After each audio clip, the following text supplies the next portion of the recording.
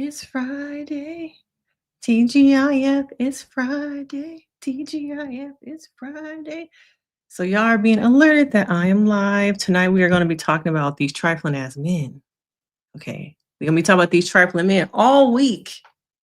They've been doing stuff. Offset, Young Thug, Cam. We're going to get into it for tonight from a therapist perspective. We're going to have a little bit of fun. Come on into the chat. Let me know where you're watching from. How you doing? Okay, how's your week been? You got any weekend plans? Let me know. But yeah, we're gonna get things cracking. But I'm gonna wait for some of y'all to come on in. But of course, I'm Denise Brady. I'm a licensed marriage and family therapist. If you are new here, welcome, welcome, welcome. We do things a little bit different. You know, I'm a straight shooter. I'm not PC. Okay, we keep it real 100 over here. Now, if you're a part of the replay gang, let me know. Put replay gang in the chat, where you're watching from, how you doing. Okay, how you doing? How's the week been treating you? But all week we've been seeing these men decide to have their own narrative about relationships, about marriage, about leaving a marriage. Okay, it is interesting because I feel like Keke Palmer, is she going down the path of having problematic men on her podcast? Has this become a thing? Okay, now we know she did the other interview with old boy that got in trouble earlier this year, Jonathan Majors. And with that one, the recourse, the backlash was so big, she didn't release the interview. Okay. I guess with Offset is a little bit more tame, not as maybe problematic as at that time Jonathan Majors was. And let me know, do you think Jonathan Majors has been able to rebrand with the help of this marriage and relationship that low key, I think they probably got a baby on the way. Okay. But come on into the chat. Let me know where you're watching from, how you're doing on this Friday. You got plans for the weekend. It has been a long week for me. I feel like the last 8 days are basically a blur. Okay, but we in here. Okay, but let me know, have y'all watched the Keke Palmer interview? Offset is trying to, I feel like maybe go down the mental health route, go down the, I know I wasn't the greatest man, but I'm trying to do better now. Is that what it's given? Okay. But let's look at this interview with Keke where he sat down and talked about his new album, Migos, his relationship with Cardi. And maybe I'll talk a little bit about Cardi too, because I feel like it's interesting to talk about how women grieve marriage, how women leave relationships prior to an actual divorce, that emotionally we disconnect a lot sooner than men. And then when it's out on paper, that's when we're really done. But I think that women disconnect from relationships prior to the actual relationship ending. Once we become emotionally cut off, I feel like it's very difficult for men to bring us back into the fold. Once we realize how much power we have, our inner power, we have the courage to leave relationships, I think that's when we're really done. Though some of us, might creep back and forth, but when you are done, it ain't no coming back.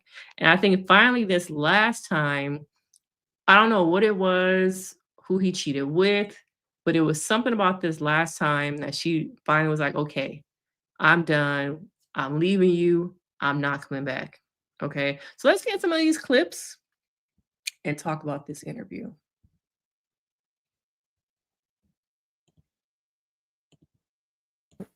What is this new theme of the next chapter of your life? If you could put it into a few words. I kind of.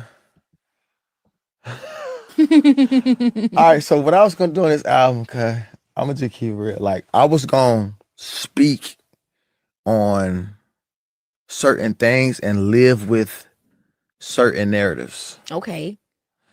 Because that's what's gonna be the case, anyways.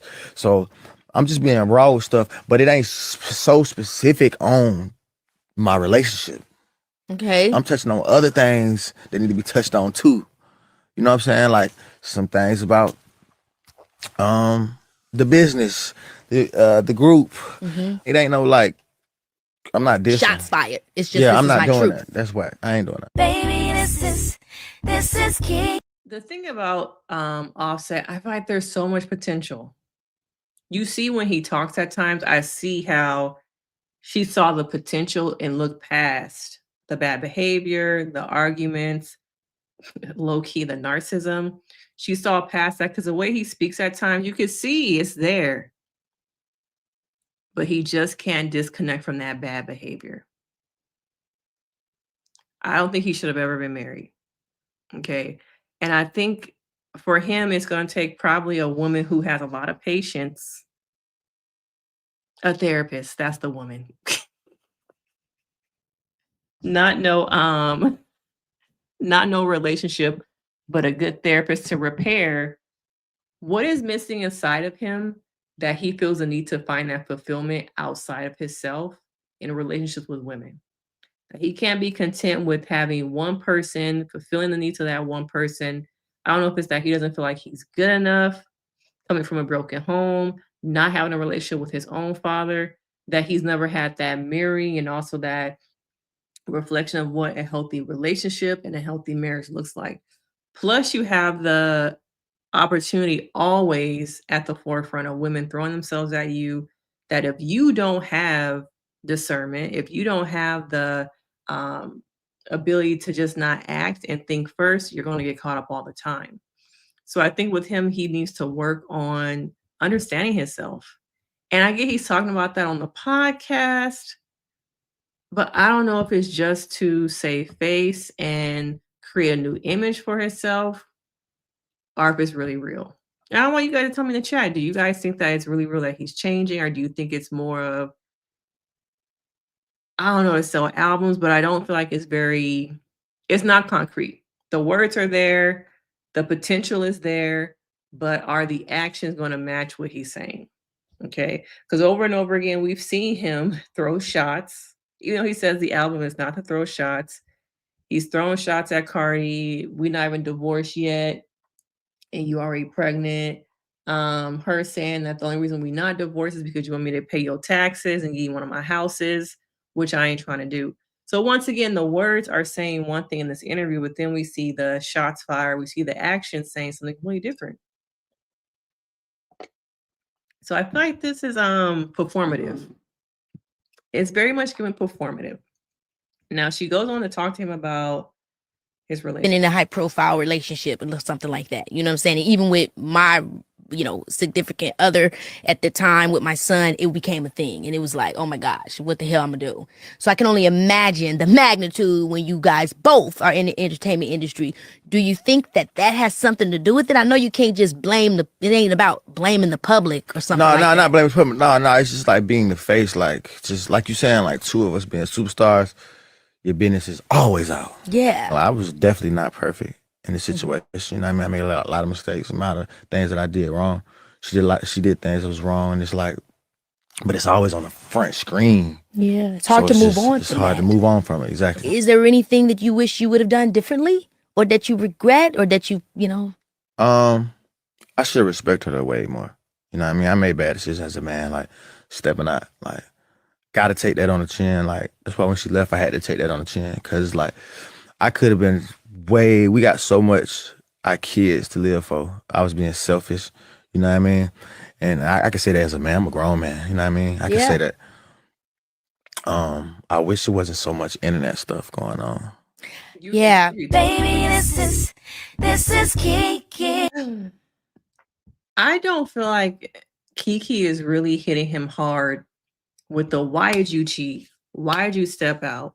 Why did you put yourself in these situations to constantly be on the internet? You don't like the internet shit, but you contributed to it. You out here cheating with people she know. Okay, laying in the bed next to her, texting people. But I just don't feel like I'm not saying she need to lay the hammer on him, but I think the hard-hitting questions of why did you make those decisions? Why did you make the same mistake over and over again? Did you think about your children? Okay. Did you think about your really the love for your wife while you were out there dipping and dabbling? Okay. I want to know, I want to see harder hit questions about the actions that you made that really ruined your marriage. I just don't feel like the interview was giving that. I know people feel like this was a good interview, but I need more. Why did you do this? Do you recognize your actions are the reason why you are not married anymore? But I think that Keke is a little bit soft on him. And to say you've never been in a high profile relationship, you have though. Your last marriage, I'm pretty sure she's been in some other high profile relationships. And that can be a whole nother her relationship with that man, her baby daddy can be a whole nother conversation and topic. But I feel like, the days of like Barbara Walters, the hard-hitting interviews, we got Gayle King, okay? But that is like primetime television. It's pretty much ran by Republicans now. I don't know if she can really give us what we used to have back in the day. And so I feel like some of these questions are like a little bit soft. You're throwing him a softball. Are people too afraid to really ask those hard-hitting questions? Or is it Keke? Okay, it's a Keke.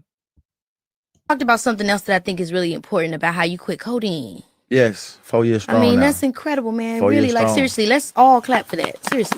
Seriously. And then you said something that I want to also say is that a lot of people think people do drugs to be cool, but they do it because of pain. Yes. So for you, what was underneath that? It was like, remember I told you, like, after Bad and Bougie got like real serious for me? Yeah. It became like a job. So it's more like you doing things like the cope, the job, because the job is a lot. Traveling all the time, not being with your kids all the time, people saying this or that, being in the group, going against the business side of it. It's just all that in one bottle. And then I had a wake up call. My oldest son was like, he kept asking for like pineapple Fanta, but he don't even really drink soda. He ain't asking me. And then one day he came in the studio like, why yours a different color than mine? It killed me. I'm like, oh no, I gotta get off this. When I went in my room, it's just like, I damn near cried. I'm like, damn, I felt bad as a father, like for my son to be trying to, he don't even know there's drugs in here though. He don't know, but in my head, it's like him even just saying he want the same soda I want. It's just like, oh no, I'm influencing him. Baby, this is. So not only was he cheating for 4 years, he was also using drugs. Okay. He was cheating, using drugs, always on the road. Was he ever married? Was he ever really married? Okay. Because it's given I was doing my own thing for 4 years. Okay. That's what's really given. But I feel like watching these interviews over and over again, I just don't feel like people ask those hard-hitting questions. I feel like people are afraid. And then the questions that they do ask are the ones that are like, oh, let's make this viral. Let's have this be a clip. Let's give people something to talk about. And this is a clip that's going around him discovering that, oh, I need to be better to my son, but not my wife. Not my wife, but to my son. So it feels very performative. I would like to see him do more of the work. I would like to see him really take some accountability. I just don't feel like people understand what it means to take accountability, to really be like, yes, I made several mistakes, to lay on the sword, to apologize. Even if you guys are not together, your kids still hear these things, see these things, you're still co-parenting. You got 3 kids with her and you got what 4 other ones, 5 other ones with somebody else. Step up to the plate and reflect. Step up and be the man that the potential that people see in you. But I think until men really get real about themselves, until they really get real about therapy, doing the work and not just talking to your homies, not just smoking it away, not just drinking it away, not just sexing it away, really doing the work, I think they're just going to continue to repeat the same pattern. I think they're just going to repeat the same pattern. The actions don't match the performative nature of this interview. And people go on these interviews now to, I guess, set the record straight, to sell albums, but not to tell the truth, not to live in their truth. It's just more about, oh, I got this album coming out. Oh, my ex said this about me. I need to say something back. Okay. I don't want know, what do y'all think about Keke as an interviewer? Do y'all think that she hit him with the hard-hitting questions? Do you think that that's necessary? This new theme of the next chapter of your life, if you could put it into a few words.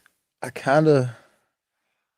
All right, so what I was gonna do on this album, cause I'm gonna just keep it real. Like I was gonna speak on certain things and live with certain narratives Okay. because that's what's gonna be the case anyways. So I'm just being raw with stuff, but it ain't so specific on my relationship. Okay. I'm touching on other things that need to be touched on too. You know what I'm saying? Like some things about the business, the group. Mm-hmm. It ain't no like I'm not dissing. Shots fired. It's just Yeah, I want to hear from you guys. What do you guys think about Keke Palmer as, is she a journalist? Is she somebody with a mic plugged in? Do you think that we put too much pressure, or not even we, but society puts too much pressure on people to be journalists instead of having conversations on podcasts? Maybe just a conversation about his relationship.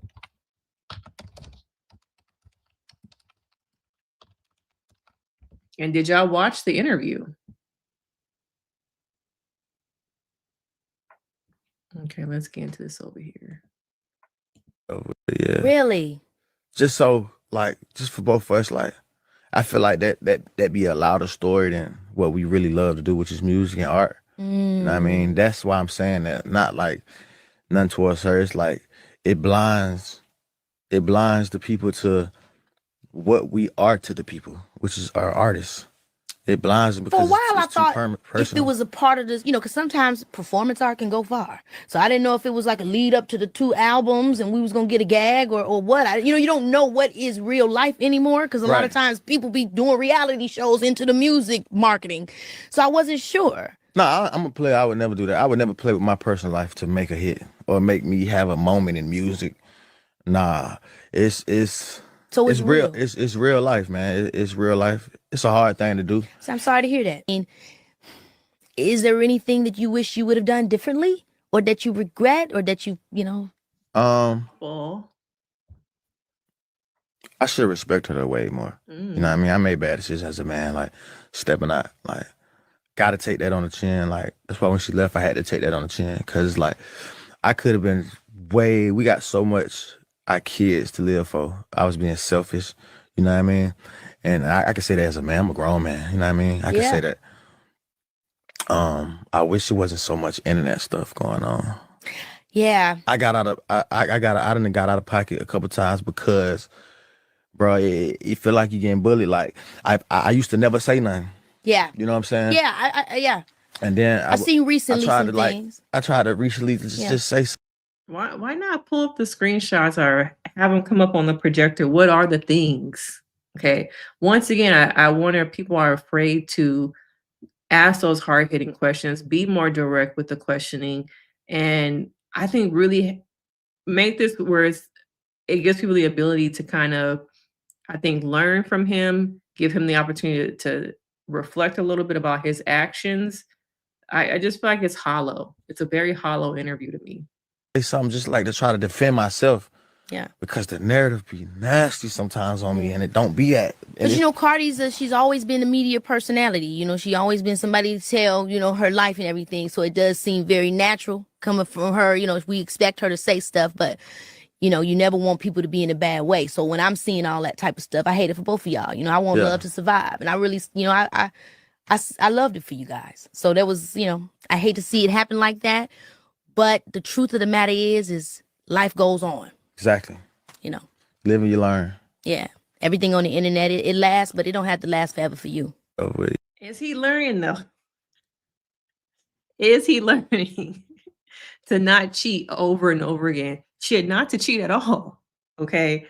I just don't get that I have learned from my mistakes. I get that I am on this interview, I am promoting an album, and these are the right things to say. Now, do I think that he regrets some of it? Yes, I do get that sense, but regret and accountability, does that equal change? does that, regret, accountability, those two things, I think there still needs to be more reflection in the middle so that it can pour into better. It can pour into change. It can pour into me growing as an individual, as a man, as a father. You have to remember, like, he's also raising boys, he's raising girls who are eventually going to grow up and be in relationships. And they say that, most of the time we find partners who are like our parents, where you have good parents or where you have parents who are a little dysfunctional. Most of the time, you're going to connect with a partner who reminds you of one of them people. And now, as they grow up, the one of those people that they connect with in a relationship, are they going to be a toxic partner? Are they going to connect to the good parts about your father? Are they going to connect to the bad parts? And the same thing with your mother. Are they going to connect to the good parts of Cardi? Are they going to connect to the toxic parts of Cardi? Each of these people need to recognize they're raising children in the public eye. And whatever you do lives on the internet forever. You're not doing it as a regular smuggler person. You're doing it in front of the public's eye, and one day, somebody at school is going to be like, "Is this your mama? Okay, is this your daddy?" Saying he ain't the daddy, pulling up the Maury memes, the gifts. But for me, the interview, it's kind of hollow. Okay, it's kind of hollow. Now, are there other clips on here? Cardi, your ex-wife, or I don't even know if divorce is final, but I know she filed for divorce in 2024. Where do y'all stand now? I mean, Is it finalized, the divorce? Not yet. No. Okay, so it's not Still going finalized. through Want it. some money? Do you want it to be finalized?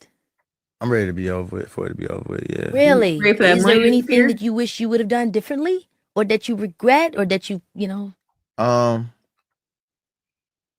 The pause. I should have respected her way more. The You know what I mean? I pause. made bad decisions as a man, like stepping out, like gotta take that on the chin. Like that's why when she left, I had to take that on the chin because like I could have been we got so much our kids to live for. I was being selfish, you know what I mean? And I can say that as a man, I'm a grown man, you know what I mean? I can Yeah. say that. It's Was just, there I'm truth being, to you and Sweetie? no, man. It was a rumor, man. And I feel like He didn't even look at her when he said no. I feel like it was something deeper than that for the split of me and bro. It was something deeper than that. You know what I mean? It was something deeper than that. I don't really want to touch on, but it's something deeper than that. I think that was just like that was a thing that was a bug that I heard. I think people was trying to tear my situation down in that situation. Mm-hmm. And You think there were business people that were plotting on you both? For sure. Yeah, and they were creating you guys, stopping you guys from being strong so that y'all couldn't go together against that. Exactly. Yeah. And then because I would Sounds be like seeing capitalism. I would be seeing headlines and we men, so we don't play those games. We don't even know how to do that. And so it was just like that was a weird thing though. That was kind of crazy. I mean, the lengths that people go in our industry to enmesh themselves in your personal life to get certain outcomes in business, their lengths are great. Now, when he didn't even look at her when she asked about Sweetie. It was the fact that he didn't look at her. Do you regret anything? I should have respected her more. It's the pause. It's the not making eye contact. Oh my God, this interview was a joke. Those who have said this is a good interview, it is not, because he's being performative. He's just like sitting up there coming up with responses.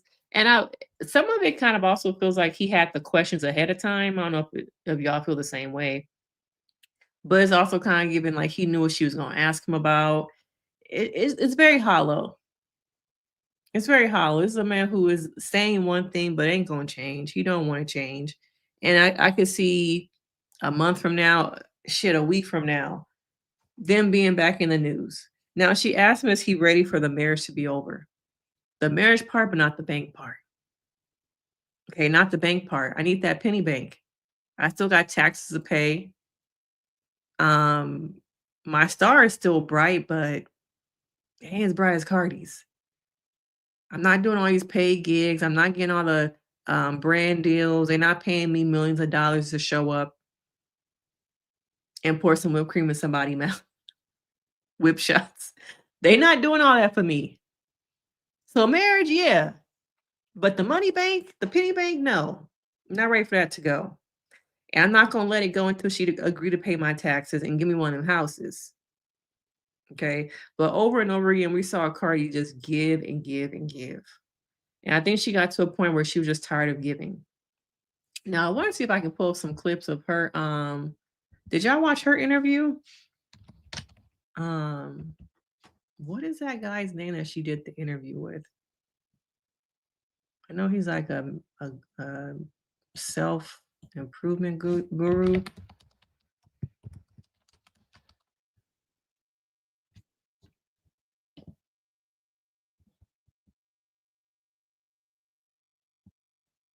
I can't remember what his name was.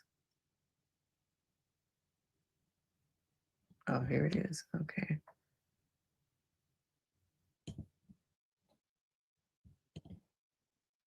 I always have sympathy, just a little. I even have sympathy for bitches. I have sympathy for bitches that f- my man and they have taken a family loss. I'm like, damn, I feel bad for her. That's how sympathetic I am. Why were you feeling so You low? petty? It was just a lot of pressure from my career. And I also felt like my marriage, like I felt the love dying. Mm. From my end, from my end, from his end, I was very lonely because I chose to be lonely. I was saying like, you know what? I can't go through this anymore. I have to put a stop to it. I fell in the deepest depression that I had ever had. And with that depression, I couldn't function. I couldn't function at nothing. And when I talk about function, it's not even like, oh, just working. I couldn't eat. I couldn't sleep. I couldn't do nothing. So that just halted everything that I had. I'm a Libra. Then she says that she feels sorry for the women who have slept with her husband. But when she said, I felt the love dying, so many people can relate to that. Some of them have been able to walk away, but I think there's a lot of people who are still in those relationships knowing that the marriage is dead. And we don't talk enough about how people are stuck in marriages due to different reasons.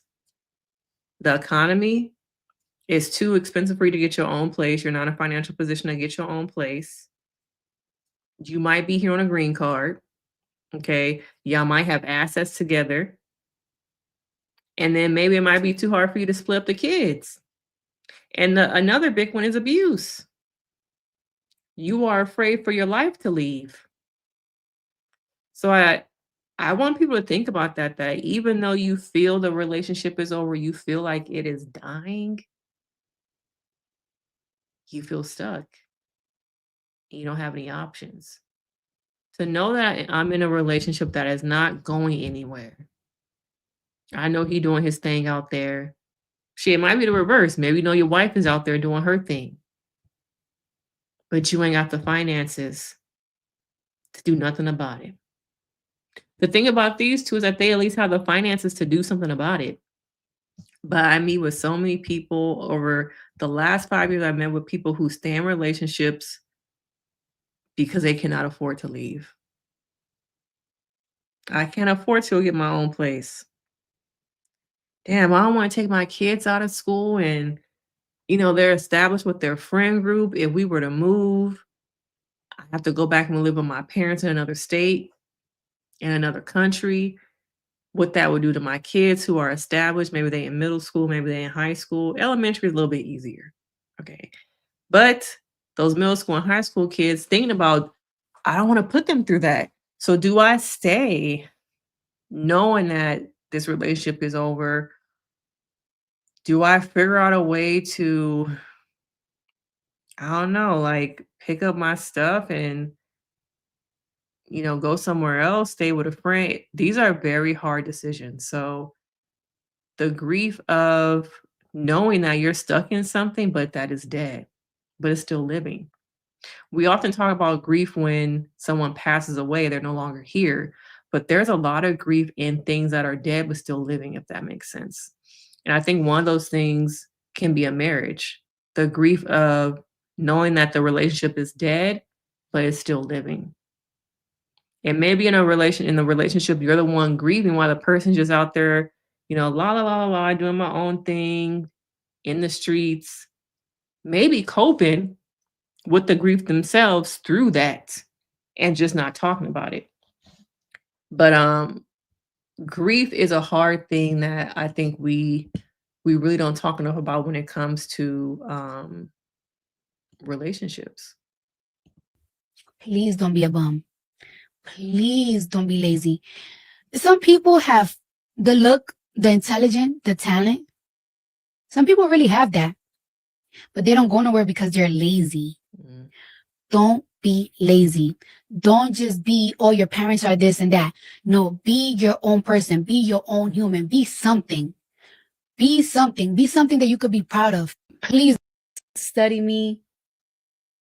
It's like, okay. Because I think I'm a hard person to figure out. Some people just see me and think certain things until you really get to figure me out and crack me. Because I might give you what I want to give you. You haven't cracked me yet. Will anyone ever crack you? Is it possible? Yeah. Little by little, I open up and I show more of myself, my real self. Yeah. It's been 7 years. I wonder if, after being in a high profile relationship in a marriage, like she was with Offset, what does it look like to really open yourself up and give yourself to a new person, to let somebody crack you? Like, has she done that with Stefan? Has he gotten an aspect of that? Because she said that she feels safe with him. But what does it look like now moving forward after all this stuff that you're really still going through because you're still married? He refuses to sign the paperwork. What does it look like to really be able to now be in something new and have that person break through that wall? Is it possible? You released new music and you've talked to me about releasing it, the hard work that went into it, the journey that got you there, why you waited. What finally made you feel confident that you had the right piece of work? What did you put into it? How did you know that now was the right time and the work was ready? Because it feels good. It feels good. Like, it's like this. I feel like people are missing this. It feels good. I feel good. I feel confident about it. I feel very confident about it, to be honest with you. So that's why I'm like, it's time. Yeah. Where did the name "Am I the Drama"? What inspired that? What's the subtext? What's the hidden meanings behind it? I don't want to keep saying when I was a little girl, but it's funny. Like, it's like, say it. I love it. I love knowing that you manifested this. It's beautiful. No, because it's like ever since I was a little girl, I always get in trouble. And it don't really be me. Like, it's like if we having a sleepover, me and my cousins, I will be the one that the aunts is pulling their ears because it's like, yeah, I know this was your idea, but it wasn't even my idea. And sometimes when I used to go to school and I used to fight, my mom used to be like, didn't I tell you to avoid the fight? And it's like, Mom, I swear to God, it's not me. It's these girls. They keep trying me. That's why I keep getting into fights. And when I was in school too, like, it's like when I do get in trouble just because I'm being mischievous, I can answer that. And that's Jesus. Because God, why the fuck am I always in some shit? When is the fucking boat gonna start smooth sailing? Why are we always in the ocean, in the middle of the ocean, in the roughest? We in the Pacific Ocean all the time. I love that. It's a great question. It's a great question. It lines up for a great album. It's such a great name. It's such a great energy. Even just hearing you talk about it is such a great vibe. What's the how does it feel when that drama gets televised? And then do y'all follow Jay Shetty? I've always heard about him, but never really like listened to any of his stuff. Did we already watch this one? Like I have ever been. What do you guys think about grieving a relationship, grieving a marriage before you have even left it? Okay. Sometimes I think that we check out of relationships before the relationship even ends. And I've said I think that women check out emotionally before, and I think that men check out physically. That's when the cheating comes in, and that's when the emotional disconnectedness comes in from women, is that when we're done, we're done. And I think I want to know what it was this time. She said it was Blossom, that Blossom gave her confidence, this third baby. Being pregnant gave her the confidence to walk away. But I feel like there had to been like something else that I was like, this is the final straw. Okay. This is the final straw for me where I'm out of here. I'm out of here.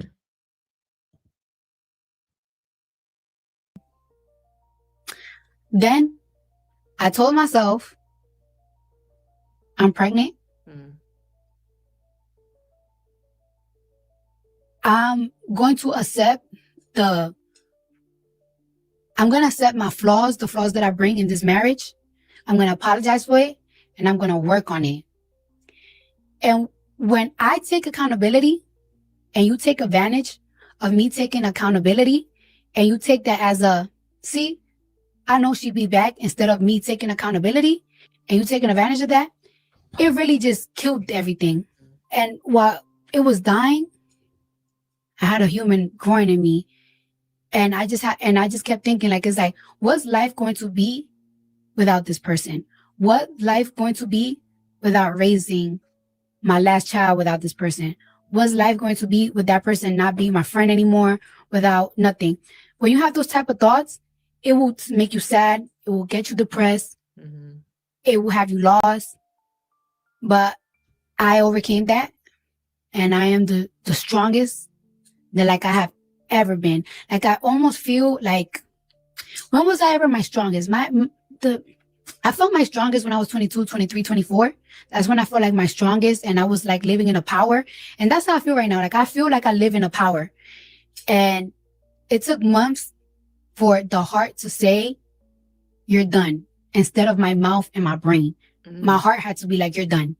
Because you could say it and you could take actions, but even if you take actions, if you're not done, you're not done. Like, I kept asking, like, around that time I was working with Shakira, and I was like, how the did you overcame this? Like, how did you overcame this? And it's like, it's going to happen. And it's like, it will never happen. And it happened. It took some crying. It took some thoughts, scary thoughts. But I'm here, honey. Yeah. I'm here, and I'm the strongest I've been, and I'm just... It's crazy because I'm listening to what she's saying, but looking at the photos at the bottom, she's had so many different faces. Every year of her relationship with Offset, I feel like her face looks so different throughout the different seasons of their relationship. But outside of that observation, I think, it sounds like she found the power within herself. I think sometimes we look for power on the outside. People try and pour power into us, but she found the power within her to walk away and see, I can do this. I have support. I have family. I have people around me who will help me get through this. And so I think it's really important that people hear her story. Yeah, it's grief. It really is. There really is so much grief when a marriage or relationship dies. Before it even dies, though, there's grief there. And I wish we had more conversations about coexisting with grief when it's not really dead. When the person's still here, the relationship is still going, the person's not buried somewhere in a cemetery. It's not a cremation type death, but the death is still living. The grief that it's attached to, the death that it's attached to that person, place, or thing is still living. How do you cope with that? Whether it's a relationship or a romantic partner, even a relationship with your parents, the grief of going no contact, the grief of knowing that your parents are still living their life somewhere, but you're not living it with them. Whereas because you made the choice to go no contact, or they made the decision to, for some reason, disconnect with you, there is just so much grief I think a lot of people are living with that nobody talks about. The coexisting of me as an individual walking forward in my path while having this grief be my companion. Let me write that down. Okay. Thank you for that. I'm gonna talk about that on TikTok. But yeah, coexisting with the grief, knowing that that person is somewhere, maybe living their best life. Okay.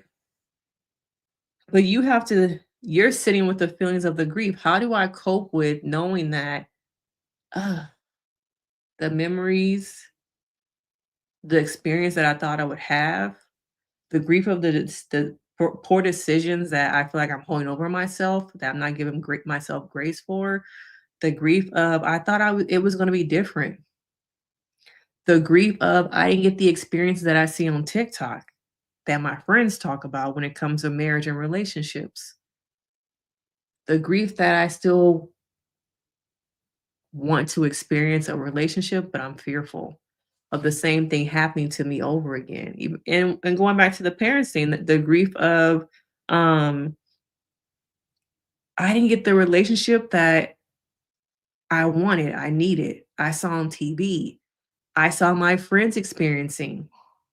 That level of grief also is something that, people live with, watching mother-daughter relationships, parental relationships in general on TV happen, depending on how old you are. The Seventh Heavens, The Family Matters, The Boy Meets World, Moesha, okay? All those, family dynamics at the 90s, all that stuff that it, makes you believe. And then you sit there and you watch all that stuff and you're like, why didn't I get that? Okay. Yes. Grieving the joy I once had. And can I get that joy back? Because I've been hearing so much rhetoric about making room for joy. You need to make room for joy. But how do you make room for joy when you're dealing with grief of the joy you once had? Wanting that back, but trying to figure out, can I get it back? Do I need it back? Do I try and create new foundations for joy in my life? I think there's a good conversation just about the grief of marriage and how it does cause a depression. But sometimes you think you're just sad, you're just hurting, but sometimes that hurt is depression. The depression over my marriage ending, but then also maybe the shame and embarrassment of being depressed and being hurt by a person who hurt you. Because everyone's like, how can you be depressed when he was cheating on you? He did you wrong. He was a narcissist. You should be happy that y'all not together no more. Why you not celebrating? Why we not having a divorce party? Girl, just get over him and get under a new person. It's like you're not allowed to have any negative feelings attached to that person because they hurt you. It's like, well, damn, like I can't be hurt. I can't be sad about the joy I had, the good times. No, there's no room for that because we want you to move on. We want you to be happy. Okay. So everyone around you is rushing you to create new joy before you even been able to kind of grieve and work through the depression, the sadness, the grief, embarrassment, shame. Even though I feel like the embarrassment lingers more because that overshadows your ability to just be like, I'm hurting because you're embarrassed that you hurt because he did you so wrong. And everybody's like, but he did you so wrong for so long. Why aren't you happy? Okay. That's just me. I just think that there's a lot of grief that we coexist with. Invisible grief that nobody sees because you're too embarrassed to admit that you are grieving a relationship where there was a lot of hurt, abuse, whatever it was. You are not allowed to grieve. So you go inside with it, you internalize it, and it just becomes a part of yourself. Hey, Felicia. Hey, girl. Hey. Okay. But I need y'all also to hit that like, leave some comments, come into the chat. Let's have conversations about grief. coexisting with grief, invisible grief. You know, I'm gonna take some more notes over here, okay, so I can go over to TikTok and make some videos about this stuff. But yeah, I think there's a lot of invisible grief, you know, that people are still holding on to and struggling to get over. Even the grief of the pandemic, the stuff you thought you could experience, you never were able to because of pandemic. Whether you got married, some people had a baby, had travel plans. Maybe you're supposed to graduate, you didn't have no graduation. You know, the grief of everything those 3 years, depending on how long you think the pandemic was. Okay, 2-3 years took away from you. There's grief in that. You can't get back. You couldn't have a baby shower. Your partner couldn't be with you in the room during your prenatal visits because of COVID. There's a lot of grief that I think people are just walking around in. Yeah, and I think people, they become numb. Because like, what else, what do you do with it? People don't know what to do with it. It's like the world tells me I have to get over it. I have to still get up and go to work. These bills gotta still be paid. Shit, these kids still gotta eat. That's another thing, Felicia. A lot of people are walking around numb. Walking around numb and don't even know it. You do. You do. This is so true. You bury the grief for everyone else's happiness. And the invisible grief consumes you, and I feel like people don't really notice. They really don't notice. Okay. Well, yeah, I think that good conversation here. I also want to talk a little bit about more mental health and Young Thug. Because he does not believe in therapy. And he reminds me so many men just like Offset, just like Cam Newton. Do y'all want to talk about Young Thug first or Cam Newton? Okay. Because all these men to me need to self-reflect, but instead of self-reflecting with the lady, with a therapist, they're reflecting with their friends who are also not healed people, who are probably some of them, you know, perpetuating the ain't nothing really wrong with you therapy. And it lets me know people still don't understand what therapy is. And there's still so much stigma that we have to break because people still don't understand what therapy really is. Yeah, you know all about being yeah, people don't know that they're walking around with invisible grief. Your body recognizes it, but on the outside, people just think you're okay because you're high functioning. You still get up and go to work. You might still meet up with friends. You're still doing all the things that you adult-wise should be doing. But deep down inside, you know you're in pain. But the world does not stop for you to take the opportunity or take time to, I don't want to say opportunity, but I would say make room for you to grieve and acknowledge the pain that you are in. Man, this is starting to sound like a therapy session. But let's come over here and talk about this.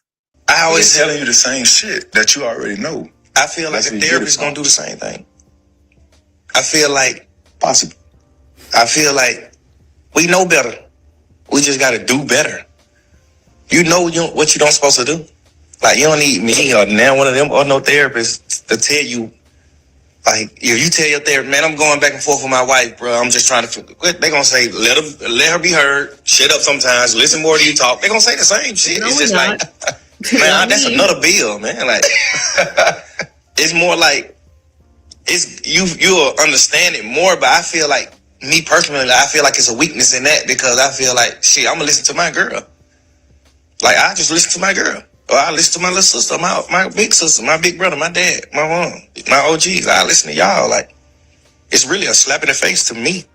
if I, you know what I'm saying? I just was telling my girl that, like, I don't think you need a therapist. I don't think I need a therapist. I feel like I feel like I'm not a man if my girl get a therapist.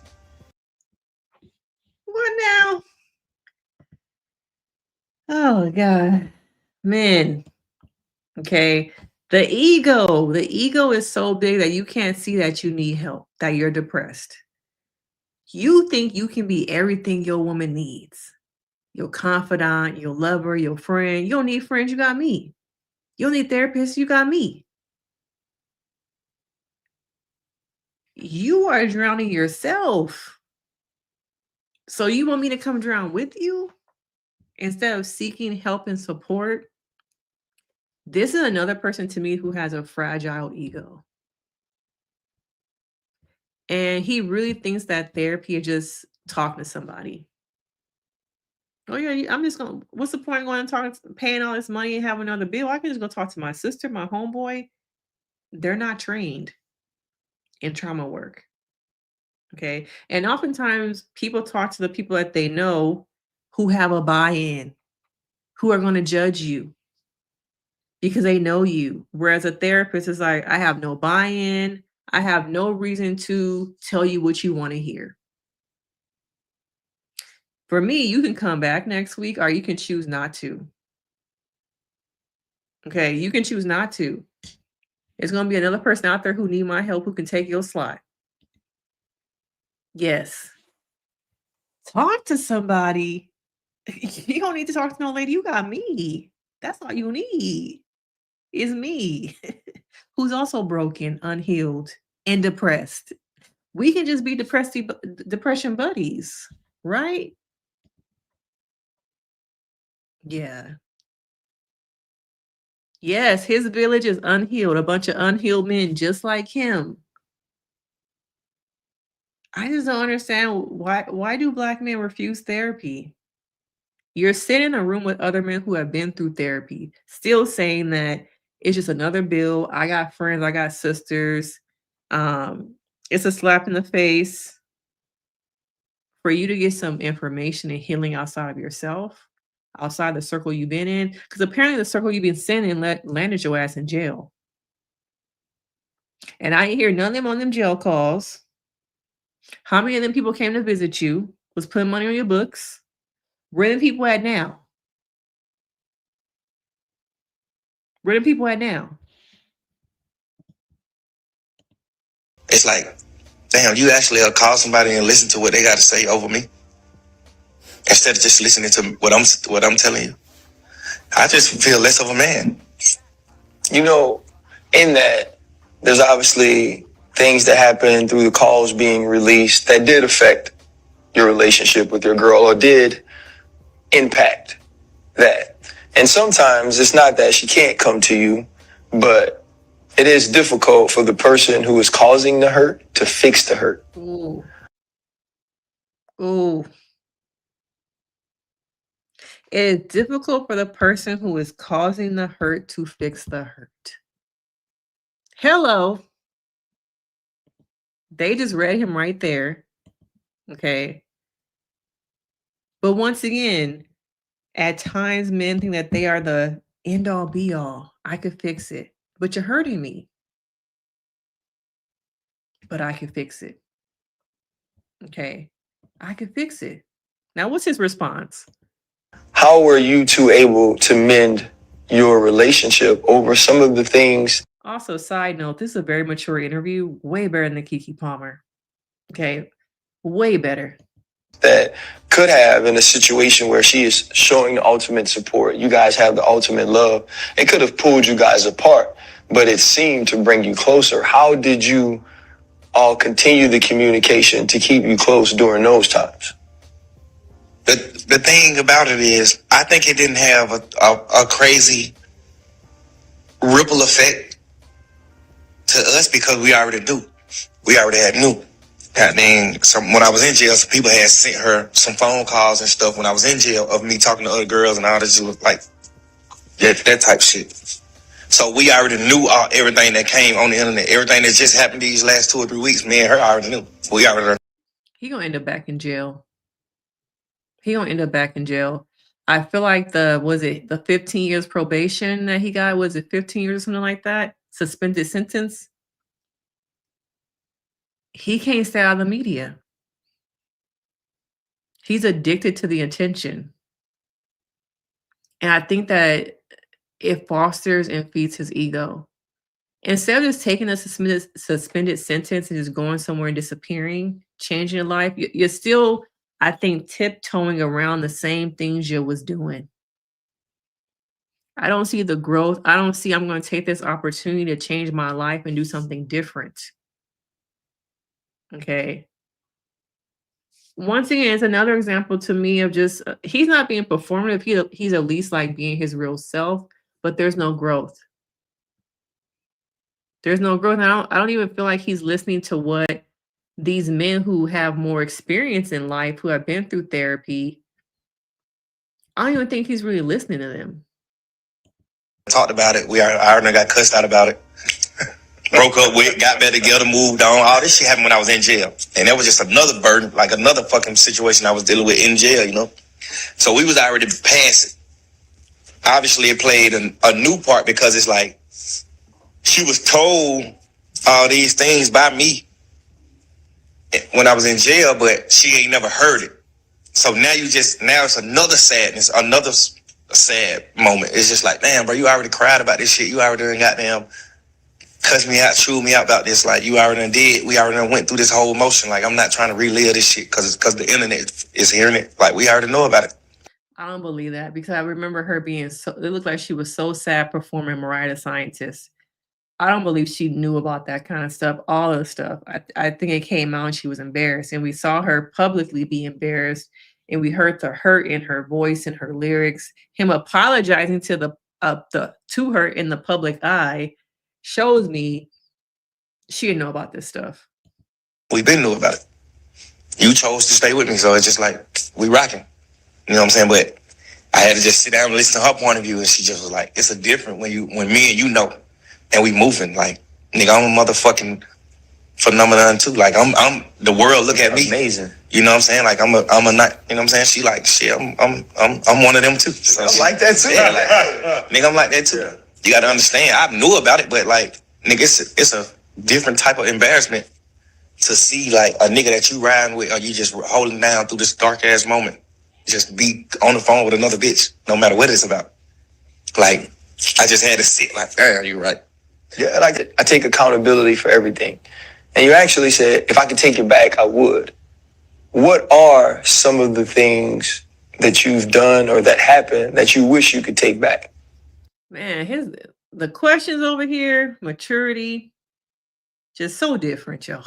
I might have to start listening to this podcast. Let me know in the chat if y'all listen to the Pivot podcast. Those phone calls, obviously,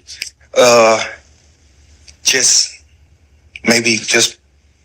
having kids with several different women. I would want to just have all my same kids, but just with one woman, or, you know, all eggs in just one basket. Graduating, my friends that died, you know, all situations that happened in the past, the fucking ripple effect that it had on all our lives and futures, you know what I'm saying? Like, man, really, like, niggas so fucked up, bro. Nigga done been through so much. Like, I really just want to take my whole life back, just start over. Like, we need to start this shit over. All this shit bad. The only good thing about this shit is you got money. And you can take care of your family. Take care of goddamn your friends and who you love. Like, that's the only good thing about this shit. Like, nigga goddamn come from some bullshit, bro. Like, everything else is just straight bullshit. I hear the hurt in his voice. It doesn't. I hear the depression. I hear the regret. I hear it all. There is a different tone here, I feel like, than we have heard in the Offset interview. But I wish that he would stop doing interviews, like you said, Felicia, and do a little bit more work on himself, work on the depression, work on the hurt, work on the grief. As we were talking about, work on the grief of the things that you lost, the things that the friendships that I'm sure that you miss. Okay, and I think he does actually talk about that. I don't know, bro. I just think I'm a street nigga, bro. I'm such a gangster and a man. I just don't like to just be like, to even acknowledge if I'm depressed about something. Like, I don't even really know what the fuck depressed is. Like, I don't know how you appear when you depressed. I don't know, bro. I be having like talks with my girl, you know, just like some of the homies, you know, people like Big Bank, talk to them type people and just like, damn, bro, you depressed, bro, you hurt. I'm like, what it look like? How you know? I never just really dealt with it. I was just so caught up into just like shows, my craft, and just like helping people and doing shit to the point where I don't know. I think I'm depressed but I just think it's because goddamn everybody telling me. I don't know if I am. I don't know You if saying like right now, still, you think you're depressed? Hell yeah, because you got to think like, shit, not to just keep talking about the shit that I talked about in Bank interview, but like you got to think, it's just like, imagine y'all just being with each other for the last 12 years, every day. I want y'all also to pay attention to the mannerisms. As a therapist, this is an individual trying to prevent themselves from crying, from showing emotion, doing everything to fight the urge for the stuff that is in here that wants to come up out. I'm going to do everything to stop it from releasing. Rub my hands together, you know, move a little bit because I am uncomfortable with this level of vulnerability. But it's in there. It wants to come out. Okay. His whole empire is built off of hurt. And now his empire in some ways has crumbled. Relationships gone. And now the only thing that is left to sit with myself, and that is scary, to sit with myself and my thoughts. You got shows, they going to your show. When they got show, you going there. It's just every day. That thing. To just like being in jail, then your crew doing the wrong thing. Now you dolo. Ah, good point.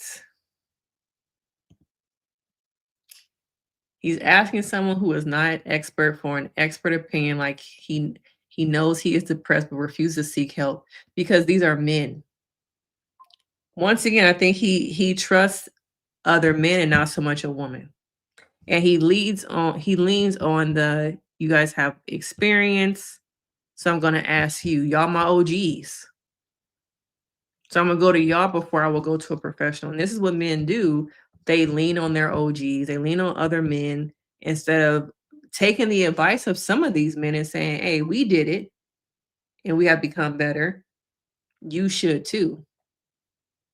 There's an opportunity here to, I think he's taking the opportunity to be vulnerable, and it's very uncomfortable for him to be vulnerable and talk about these things. But it's something about this space that has, I think, provided him with safety a little bit to open up.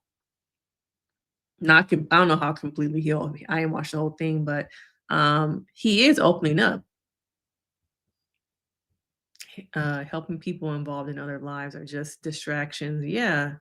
But that's what a lot of people do. Shit, it's even therapists who do that. Instead of healing myself, I am going to focus on healing other people because it's easier than looking at myself. I agree with this too.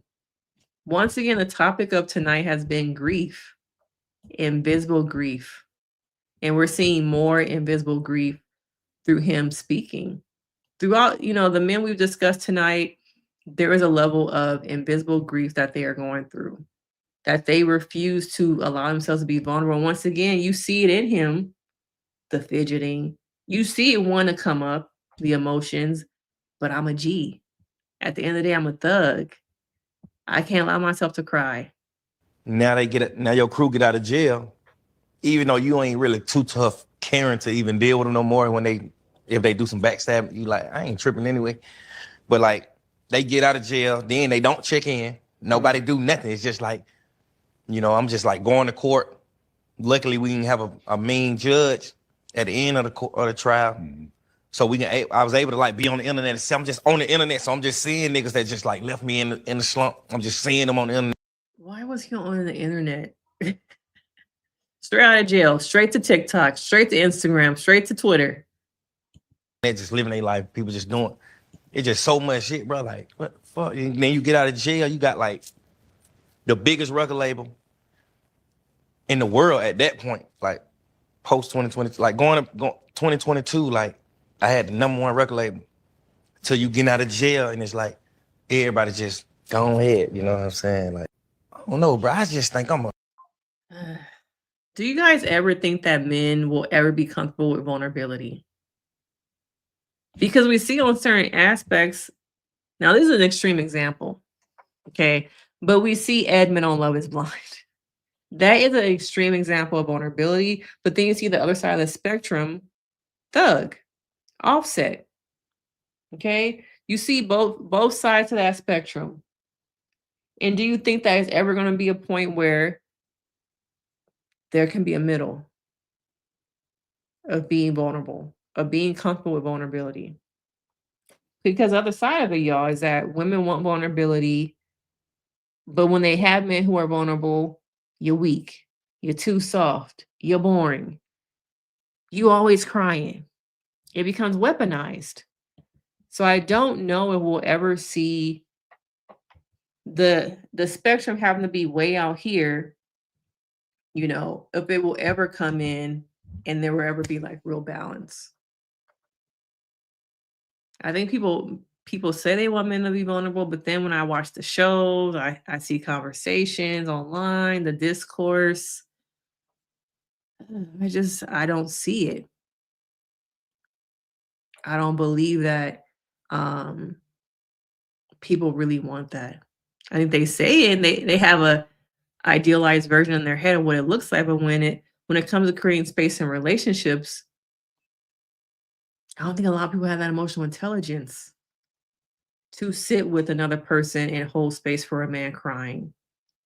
Talk about how hard it is for him. I just don't know. Okay. I don't know. Okay. But I think all this week we've seen men once again have audacity and tell women what they should do with their lives, their bodies. Okay. Same thing with Cam. Cam didn't know the body count. Okay. Does body count really matter?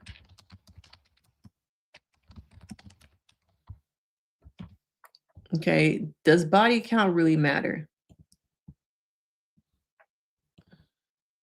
I want to know. I needed to know. I have to. Oh my God. And I'm going to tell you why, though. I want to know. Because before I sit up here and really keep moving and elevating our relationship, I want to know who got one up on me. And if I'm willing to take on that burden, because why I want to know? If you had any type of relationship, intimacy, experiences with people that I really know, I need to know that. I'm owed that. Because if you don't give me that, you got me, hey y'all, this my girl. And you got somebody over there in that corner like, that nigga don't know. What? What's up, my boy? You good? She bad, ain't she? Yeah, that's mine. Baby, you want some juice? You want some punch? But you're a special man because a lot of niggas, they're too insecure to actually really hear that shit. That has you're nothing a special man. That has nothing to do with insecurity. But this is where I want women to understand. If she had been with somebody that was close to me, I would have had to respectfully, I'm not there yet. I can't. Not that grown yet. I can't carry that weight yet. Right. You cool, you're beautiful, but baby, that's my teammate. Right. Baby, we see each other too much. We in the same rooms. And even though he a good dude, my ego is gonna be hurt, crushed. Yeah. And that's the man's superpower, if given the right way. See, that's the thing. People always say, oh, he's narcissist because he got an ego. No. Baby, a man's ego can make a relationship. Yes. Or break a relationship. You are absolutely correct. So that thing that makes me great, that protection, that bravado, when I walk around with my chest high and I know my woman is next to me and I know that she's giving me the respect to say, hey, baby, I'm coming to you pure. I've been with this person, that person, that person, this person. That's cool. There can be some people that it's just too heavy to bear. Right. And I think women need to understand that. Well, y'all out here just hanging out. Y'all, you know what I'm saying? You done hit my friend. Why you can't take me? I get that. My issue is that a lot of men say that they can handle it, or like they're okay. I've never had to give anybody my fucking list ever in my life. That is crazy, but that's cool. Maybe it'll happen someday. But that happened. I won't feel bad sharing it though. I wanted to know her list of who she. Ego. Now, I'm not sure if I believe that Cam is really a narcissist. I'm not a psychologist. I don't know the ins and outs of his childhood. Do I think he is egotistical, insecure, and lacks confidence? Yes. All those things I can say yes to. Okay. Your ego being your superpower, if anything, is your kryptonite. It is not superpower. Your ego makes you think that you are better than other people, other men, that you have a one-up on other women. Ego is not superpower. I see so many men in the industry going through ego death right now. Okay. Look at old boy who was on the Breakfast Club a couple weeks ago. Okay. Ego death. But I don't see I want to know from y'all, what is the need of knowing a woman's body count? I can understand the need to know if you have been with someone that's a friend of mine. I get that. So you can make a choice if you're going to continue this relationship or not. If you have I don't know if it's confidence. I don't know if you're in a place of being in a relationship with someone who's been with one of your friends. I think that is a pretty practical conversation to have, because what if it's just my best friend, my brother, something like that, my Neo, and you just can't do it. So I understand that, but asking for a list, a body count list. So all the names of people she's been with, did she get the same thing back?